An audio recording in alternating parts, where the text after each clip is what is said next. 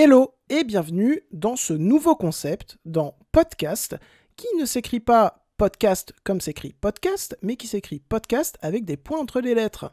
Que je suis original.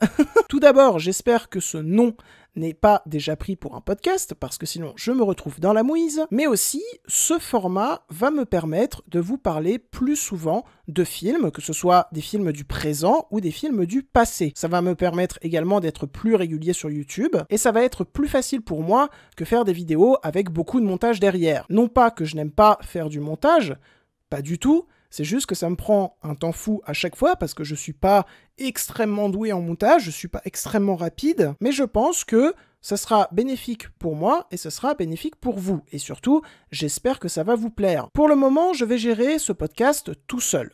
Voilà. Mais il n'est pas impossible qu'à l'avenir, des personnes rejoignent ce podcast. Également, je n'ai pas encore de jingle, je n'ai pas encore d'intro pour ce podcast, mais je réfléchis à en créer une pour les prochains épisodes. Voilà, je pense que j'ai posé sur la table tout ce que j'avais à dire en intro. Maintenant, écoutez, prenez votre meilleur café, votre meilleure clope, ou votre meilleur chocolat chaud, votre meilleur thé, je ne sais pas. Ou alors, peut-être, une bière, vu qu'on va parler de Fast and Furious 10.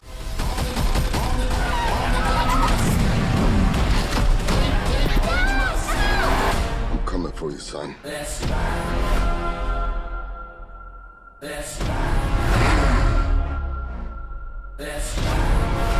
Here they come. You will never be able to break my family.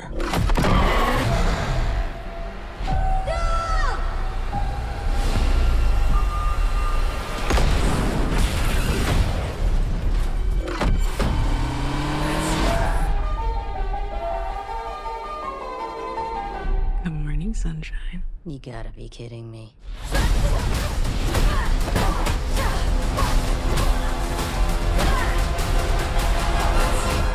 Alors, tout d'abord, je vais vous parler des précédents opus de Fast and Furious et de mon rapport avec cette saga. Je vais être très honnête avec vous.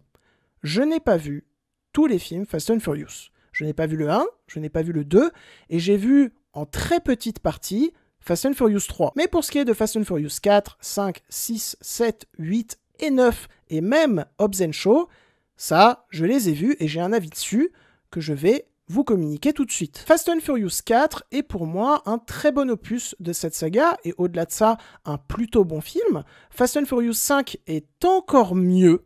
C'est vraiment, je pense, l'un des meilleurs Fast and Furious. Il y a pas mal d'idées que je trouve assez géniales, notamment toute cette scène assez culte du film, assez culte dans la franchise. Cette scène de course-poursuite avec un coffre accroché à des voitures. Je trouve cette scène très maligne, très bien mise en scène, et elle me fait kiffer tout simplement. Fast and Furious 6 est également un opus que j'aime beaucoup. Il est quand même inférieur à Fast and Furious 4 et Fast and Furious 5 en termes d'idées, en termes de mise en scène, mais il reste très divertissant. Fast and Furious 7 est un opus que j'aime bien, mais c'est loin d'être mon préféré, parce que il y a certes de très bonnes idées dramaturgiques, il y a de très bonnes scènes d'action dans l'idée, mais je trouve que les effets spéciaux ne suivent pas du tout. C'est probablement le Fast and Furious que j'ai vu qui a le plus vieilli, ce qui fait que quand je re-regarde ce Fast and Furious, j'ai toujours un détachement avec l'œuvre. Je ne crois pas en ce que je vois, et ça me pose un petit problème. Fast and Furious 8 est sûrement mon préféré de la saga, parce que personnellement, ce que j'attends d'un Fast and Furious, c'est quelque chose d'extrêmement loufoque, d'extrêmement hors du réel. Et Fast and Furious 8 est hors du réel. On peut parler de cette scène de course-poursuite dans New York avec des voitures zombies. Voilà. Cette scène de course-poursuite entre un sous-marin et des voitures. Voilà, encore une fois. C'est bourré d'idées dramaturgiques que je trouve très cool. C'est bourré de scènes d'action que je trouve très efficaces et très bien montées. Je trouve vraiment que c'est le meilleur opus de cette saga, si on prend en compte mon point de vue. C'est-à-dire que pas mal de personnes n'aiment pas ce côté trop loufoque, ce côté trop hors du réel de la saga. Mais personnellement, moi, c'est ce que j'ai toujours recherché avec Fast and Furious. Et donc, Fast and Furious 8, qui remplit parfaitement ce contrat, est celui que je préfère. Fast and Furious 9, eh bien, c'est l'opus que j'ai sûrement le plus oublié Je l'ai vu au cinéma, pourtant, je ne l'ai pas vu chez moi avec 2-3 bières dans le sang. Non, je l'ai vu au cinéma, parfaitement conscient, mais j'ai pratiquement oublié la totalité du film. Et ça me dérange, parce que j'ai oublié aucun autre Fast and Furious. Dans mon souvenir, Fast and Furious 9, il n'était pas très intéressant, quoi. Que ce soit en termes de scènes d'action, que ce soit en termes de développement de personnages, c'est très oubliable. Pour ce qui est de Hobbs & Shaw, qui est donc un spin-off de la saga Fast and Furious, écoutez, j'avais passé un plutôt bon moment à l'époque devant. Je trouvais quand même les effets spéciaux très criards, mais moins que dans Fast and Furious 7. Et puis, j'aimais bien le duo Jason Statham et Dwayne Johnson. Je trouvais qu'ils marchaient plutôt bien. L'histoire était totalement débile. Mais encore une fois, ça me plaisait. Ça me plaisait ce côté, on va trop loin. On va trop hors du réel. Il y a notamment, je sais plus qui en avait parlé, il me semble que c'est les chroniques d'un cinéphile. Comme quoi, en une séquence de 15 minutes, il y avait le matin, le jour et la nuit. Voilà, c'était totalement débile Hobbs & Shaw, mais personnellement ça m'avait plutôt diverti. Après, c'était pas non plus le meilleur opus de cette franchise, et sûrement pas le plus mémorable. Maintenant, nous allons passer à Fast and Furious 10, et je dois vous dire d'intro que j'ai fait un live sur Fast and Furious 10, où j'en parle vraiment en détail, probablement plus en détail que dans ce podcast, donc je vous invite à aller le voir. Si ça vous intéresse, il est disponible dans l'onglet en direct sur ma chaîne. Je vais commencer par vous parler des choses qui m'ont plu. Premièrement, j'ai trouvé que Louis Leterrier, dont je ne suis vraiment pas fan à la base, enfin, je suis pas très fan de son cinéma, quoi. J'ai trouvé que Louis Leterrier, à la réalisation, gérait pas mal. Il y a notamment toute cette scène qu'on a pu apercevoir dans la bande-annonce, mais de toute façon, la bande-annonce, je sais pas si vous avez vu la bande-annonce du film, mais elle spoil pratiquement tout ce qu'il y a dans le film. Déjà, elle dure trop longtemps, mais en plus de ça, on a tous les éléments, ce qui fait qu'on n'est pas trop surpris devant le film. Mais ça, est-ce que c'est un défaut du film? Non, c'est un défaut de la bande-annonce. Mais donc, pour revenir aux points positifs, aux points qui m'ont plu, écoutez, je trouve que Louis Leterrier gère pas mal en termes de réalisation, notamment cette scène à Rome, où, sans rentrer trop dans les détails, on va avoir une sorte de course contre la montre avec une bombe. J'ai trouvé qu'elle était vraiment bien gérée, qu'elle était vraiment dynamique, qu'on retrouvait ce côté un petit peu régressif, ce côté gamin à la réalisation, gamin qui kiffe faire des choses qui sortent du commun à la réalisation, qu'a Louis Leterrier. Alors, sur certains films qu'il a réalisés, c'est très mal géré, notamment la suite de Loin du Périph', mais là, c'est vraiment bien géré parce qu'il y a une véritable envie de bien faire, de faire kiffer son spectateur, de pas se foutre de sa gueule. Et vraiment, cette scène à Rome est très maligne et très efficace. Il y a des plans, il me semble qu'il y a des plans en drone.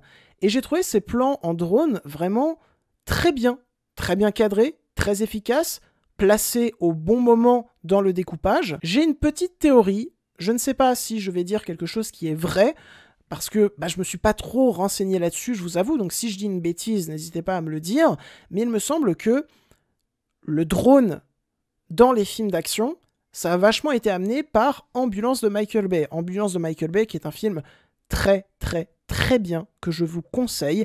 C'est très intéressant également en termes d'écriture, Ambulance de Michael Bay, c'est son meilleur film, regardez-le. Mais revenons à Les Chauves Musclés 10. Ouais, j'aime bien appeler la saga comme ça. Il y a également toute une scène de course à Rio, il me semble, qui est également très efficace.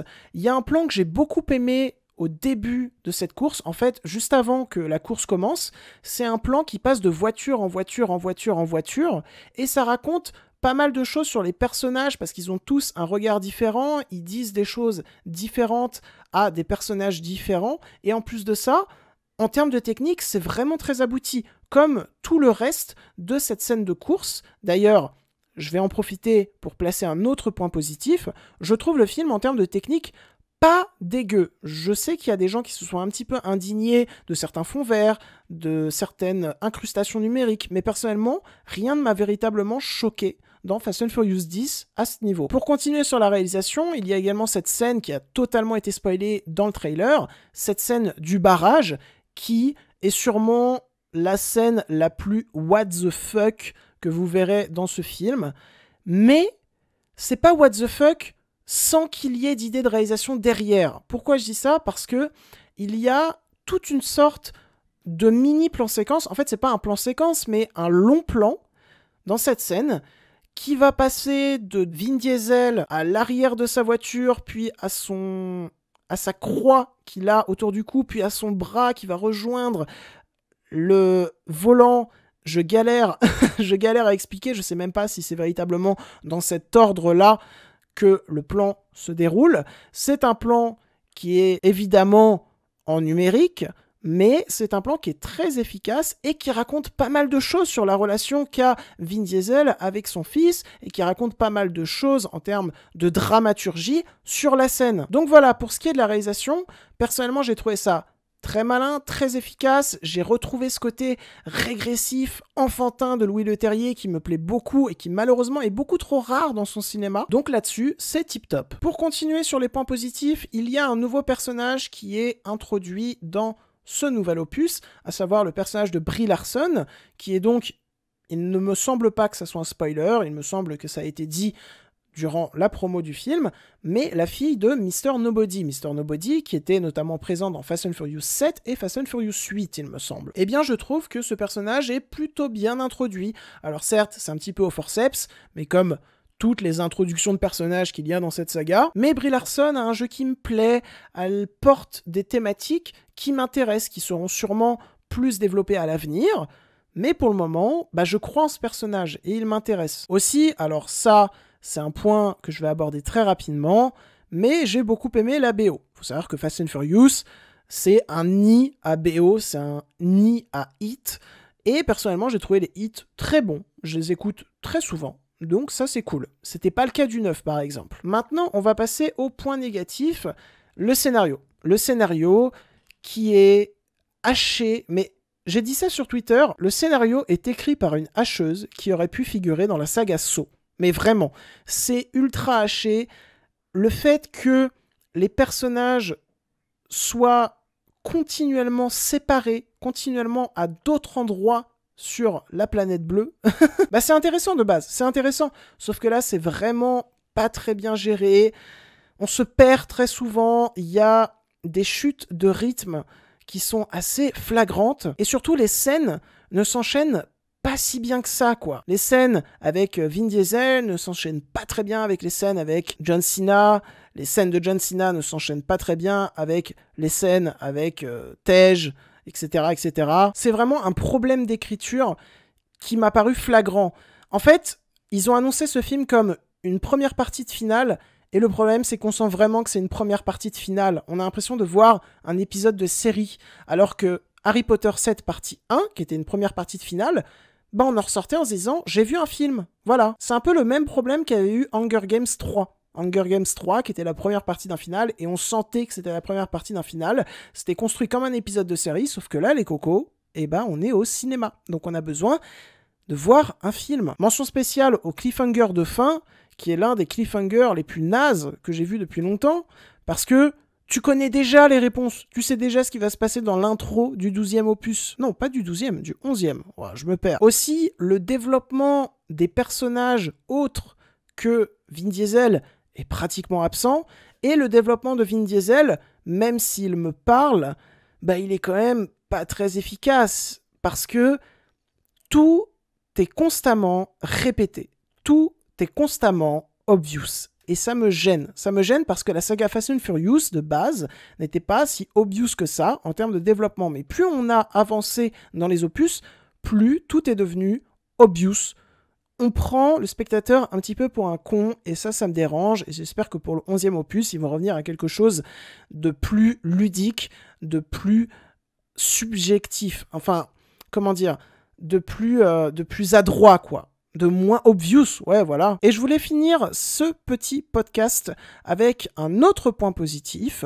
Je trouve que le méchant, interprété par, du coup, Jason Momoa, qu'on a pu notamment voir dans Aquaman, est très bon. Voilà, ce méchant est très bon, c'est une véritable menace pour les autres personnages. C'est probablement le méchant qui m'a le plus convaincu de la saga. Ce qui me fait plaisir, en fait, c'est de voir Jason Momoa s'amuser comme un fou. Il a des intentions de jeu totalement loufoques, mais qui me plaisent. qui me plaisent en fait. Et il fait rire, il fait peur. Non, c'est vraiment un très bon méchant et j'ai très hâte de voir ce qu'il va donner dans le 11e. C'est une véritable menace en fait. Et ça, c'est bien parce que on a peur pour les personnages principaux de Fast and Furious. Et ça, c'est quelque chose de positif parce que on est inclus dans le récit. Et donc voilà, je pense avoir fini de parler de Fast and Furious X. On dirait un mauvais titre de film pas trop recommandable. Fast and Furious 10, c'est actuellement en salle. Je pense que vous passerez un bon moment devant. Si vous êtes fan de Fast and Furious, vous allez évidemment passer un très bon moment devant parce que je ne l'ai pas dit, mais en tant que Fast and Furious, c'est un bon Fast and Furious, et même un meilleur Fast and Furious que Fast and Furious 9. Et waouh, j'ai vraiment beaucoup dit Fast and Furious dans cette même phrase. Après, si vous cherchez un film d'action, je pense que vous avez passé un bon moment devant également, parce que c'est plutôt bien fait et c'est plutôt divertissant. Par contre, si vous accrochez pas du tout aux films d'action et pas du tout à Fast and Furious, passez votre chemin les gars. Passez votre chemin. Et donc voilà, je pense avoir fini pour ce premier épisode de podcast. J'espère que ça vous aura plu, intéressé, diverti. Si c'est le cas, n'hésitez pas à liker, commenter et partager sur vos réseaux sociaux. N'oubliez pas de vous abonner à la chaîne. Nous sommes 692 à l'heure où je tourne, donc pratiquement les 700. Pour les 700, peut-être que je ferai une FAQ. Je vous tiendrai au courant. En tout cas, merci à tous et à toutes de me suivre. Ça me fait très plaisir, ça me touche. Sur ce, je vais côtoyer d'autres univers et je vous dis salut.